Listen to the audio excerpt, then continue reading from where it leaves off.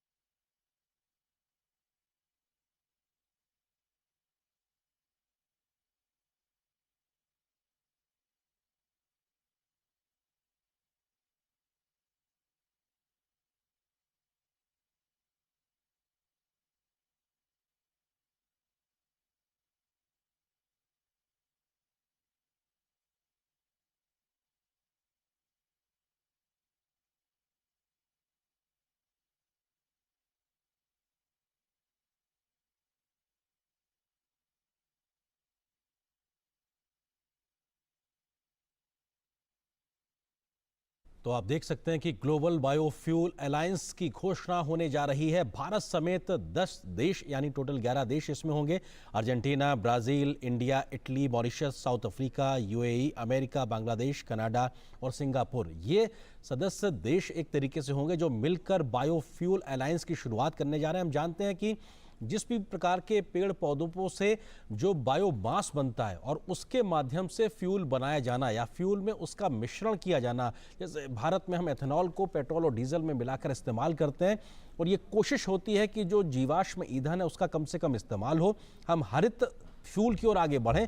उस दिशा में भारत ने भी तमाम कदम उठाए हैं और ये अलायंस अगर यहाँ पे शुरुआत होने जा रही है तो भारत के प्रयास के बाद, जैसे सोलर अलायंस को भारत ने शुरू किया था, इंटरनेशनल सोलर अलायंस को, और उसमें बड़ी सफलता मिली, उसी तरीके से बायो फ्यूल के लिहाज से अगर देखा जाए तो ग्लोबल अलायंस की बात होने जा रही है। और ये हम जानते हैं कि अमेरिका और ब्राजील दो सबसे बड़े ऐसे देश हैं जहां पर बायोफ्यूल बहुत बड़ी संख्या में बनता है, बहुत बड़ी मात्रा में बनता है। और भारत में भी 10% एथेनॉल ब्लेंडिंग का एक लक्ष्य हासिल किया जा चुका है और 2025 तक 20% एथेनॉल ब्लेंडिंग का लक्ष्य भारत लेकर चल रहा है। तो अपने आप में बड़ी प्राथमिकताओं के साथ जहां भारत आगे बढ़ रहा है तो दुनिया को भी साथ लेकर आगे बढ़ना चाहता है, क्योंकि सबका साथ सबका विकास का जिक्र जो प्रधानमंत्री मोदी ने आज अपने संबोधन में किया वो ये दिखाता है कि जिस बेहतरी के साथ में भारत अपने यहां नीतियों को लागू कर रहा है, जिसका फायदा न सिर्फ भारत बल्कि दुनिया को मिल रहा है, उसमें दुनिया कैसे जुड़ सके उस दिशा में भी भारत कदम को आगे बढ़ा रहा है। बिल्कुल, और इस सहयोग के जो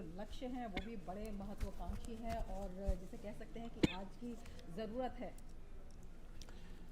और ये जिस बात का हम जिक्र लगातार कर रहे हैं और अपने आप में ग्लोबल बायोफ्यूल अलायंस, और ये भारत की पहल पर G20 के इतर एक प्रकार से ऐसा मंच की शुरुआत होने जा रही है जो दुनिया को बेहतर तरीके से आगे बढ़ाता हुआ ले जाएगा, जहां पर हम जो कार्बन उत्सर्जन है उस लिहाज से उसको कम कर पाएंगे, ग्रीन फ्यूल को हम इस्तेमाल कर पाएंगे और कई प्रकार की ऐसी ग्रीन टेक्नोलॉजीज के तरीके से आगे बढ़ेंगे जहां पर हम दुनिया को बेहतर तरीके से हम एक तरीके से इस्तेमाल कर पाएंगे और उसको हो रहे खतरे को कम कर पाएंगे। बिल्कुल, एक एनर्जी का बहुत ही अच्छा विकल्प है और उसके साथ साथ जब हम क्लाइमेट की बात करते हैं, स्वच्छ पर्यावरण की बात करते हैं, उसको भी ये मजबूती देता है। इसके साथ ही जो विश्व में बाजार हैं उनको इससे मजबूत किया जा सकता है। साथ ही वैश्विक जैव ईंधन व्यापार है वो भी अगर ये इस अलायंस के प्रयासों से इसे बहुत ही सुविधाजनक बनाया जा सकता है।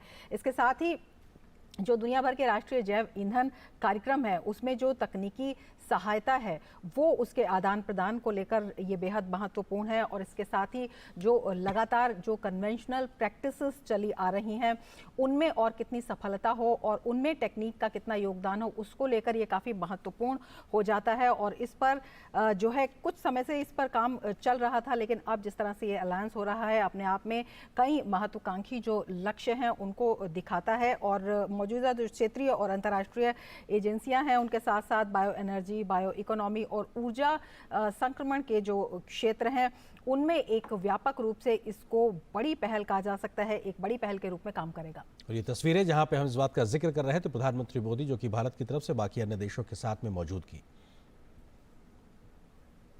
और हमने इस बात का जिक्र किया।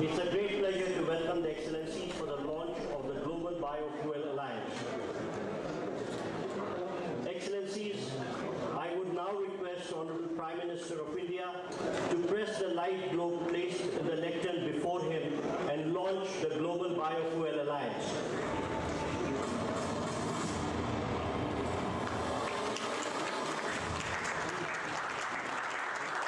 To support respective net zero targets, to solve the energy quadrilemma, to strengthen circular economy and provide cost-effective and environmentally favorable alternative. Global sustainable biofuels production needs to triple by 2030. Therefore, joint action through the Global Biofuels Alliance with multi-stakeholder support spanning 19 countries and 12 international organizations will identify and address the challenges inhibiting biofuel adoption and production, development and adoption of internationally recognized standards and sustainability requirements, help in reduction in global transportation emissions, increase access to clean cooking fuel, increase farmers' income, and expand biofuels adoption. The Global Biofuels Alliance. Your Excellency, we will now take a group photograph.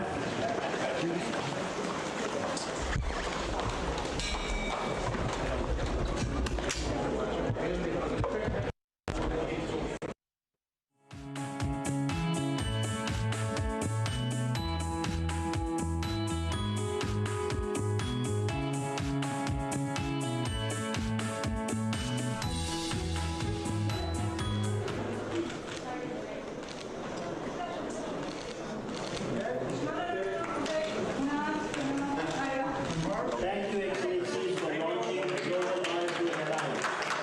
I would request all the media and officials to remain in the room while the leaders depart. तो रमा, एक हम और आप एक तरीके से इस इतिहास को बनते हुए गवाह के तौर पर देख रहे हैं, क्योंकि हमने इंटरनेशनल सोलर अलायंस को भी देखा कैसे भारत की पहल पे हुआ, और अब यहाँ पे ग्लोबल बायोफ्यूल अलायंस ये अपने आप में एक मंच प्रदान करता है। क्योंकि हम जानते हैं अमेरिका और ब्राज़ील जैसे देशों में सबसे ज़्यादा बायोफ्यूल बनता है, और उनका इस मंच पे साझा होना हमने देखा। प्रधानमंत्री के एक तरफ जो बाइडेन साहब थे, एक तरफ ब्राज़ील के राष्ट्रपति थे, और तीनों लोगों ने हाथ मिलाया और एक तरीके से उनको ग्रीट किया।